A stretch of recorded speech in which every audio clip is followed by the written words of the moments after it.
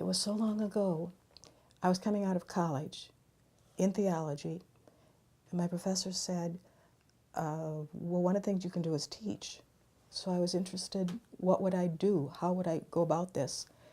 And sought out the Montessori method of the child.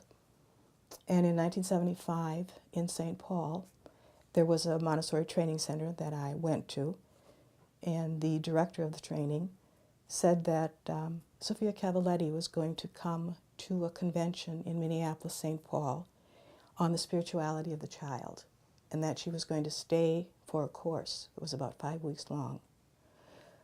So I was lucky enough to be there and to be present at that course.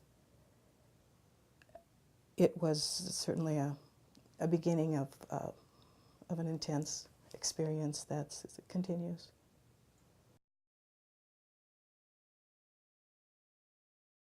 Well, there's such optimism, such hope in the child, such interest in life, such wonder, such capacity to enjoy whatever is in their world.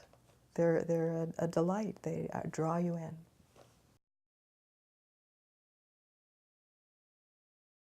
Well, I think it's through the experiences that I've seen them experience. I'm thinking of a little boy who was deaf. Do you want those kinds of experiences? Yeah.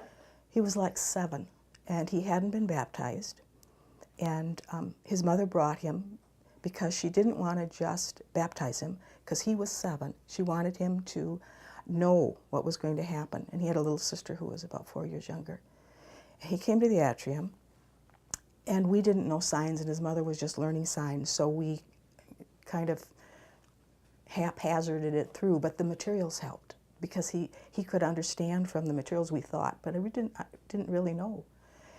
And when it came time for his baptism, he ran around the church, and it was a private baptism. His family was there, and the priest was there, and his mother was going to make him stand up and put his head over that baptism font and get water poured over his head, and the priest said no.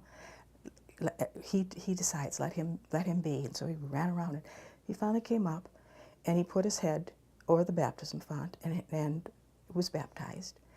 And then he came back to the atrium afterwards at another session, and I asked him if he would draw his baptism, because I don't know that much about drawings, but I just wanted to see if there was any way we could tell, just by the fact that he went up himself. I knew there was something that he was wanting there. And when he drew the picture, he had all the colors available. It was a black and white picture. He had a little stick figure, and the whole page was full of light.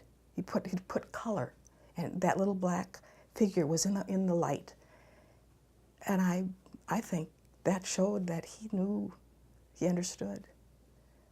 And it's those kinds of experiences that, in a sense, get you a glimpse of what the children are thinking or doing or seeing.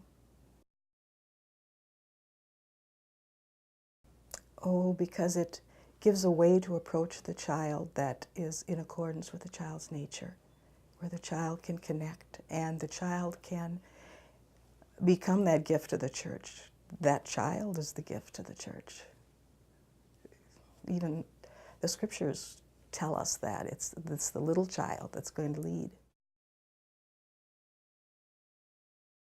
Well, I don't know who else would do it. It's interior work. It comes from the heart of people. Who else would be capable of having that ability to cause that to be present?